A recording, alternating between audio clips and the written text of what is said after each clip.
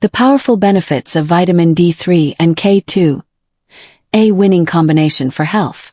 Welcome to today's discussion on how the combination of vitamin D3 and vitamin K2 can offer remarkable benefits to your health. These two vitamins, when taken together, work synergistically to support not only bone health but also cardiovascular health. But how exactly do they work together? Well, let's dive into the fascinating science behind this duo. Understanding the calcium paradox. To start, let's address an interesting issue that often confuses many, what's known as the calcium paradox. This refers to a situation where a person might experience bone loss while simultaneously dealing with calcium buildup in the arteries. How is this possible? If you're losing calcium in your bones, why would you also have excess calcium in places it shouldn't be, like in your arteries or soft tissues? This paradox can be understood through a deeper look at the roles that vitamin D3 and K2 play in regulating calcium in your body. The role of vitamin D3. Vitamin D3 is well known for its ability to aid in the absorption of calcium in the intestines.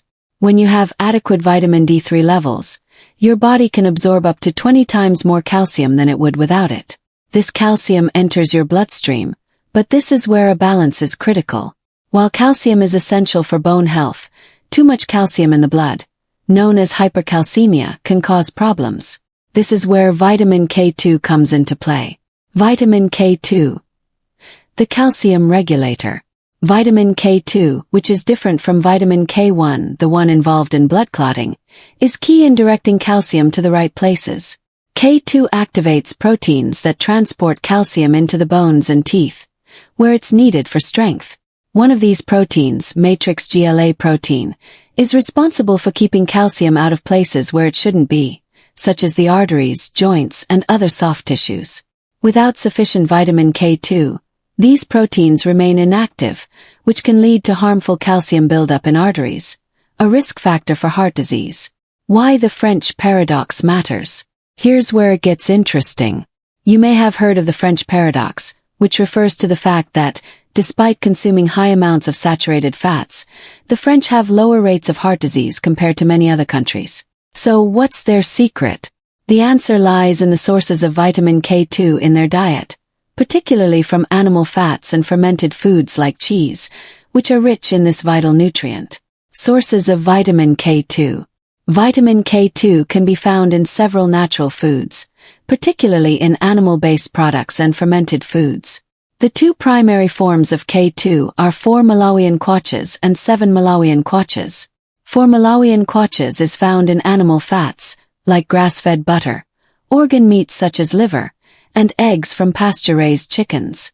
7-Malawian quaches, on the other hand, comes from fermented foods like natto, fermented soybeans, sauerkraut, and certain types of cheese. By including these foods in your diet, especially if you're eating high-quality pasture-raised products, you can naturally boost your vitamin K2 intake, helping to maintain proper calcium regulation. How vitamin K2 helps with more than just bones. Interestingly, vitamin K2 doesn't just influence calcium balance. It also plays a role in improving insulin sensitivity, reducing the risk of developing type 2 diabetes, supporting skin health, reducing the appearance of wrinkles, and even promoting oral health by helping to prevent cavities and maintain jaw structure. These are just a few reasons why maintaining adequate levels of vitamin K2 is essential. The synergy between vitamin D3 and K2.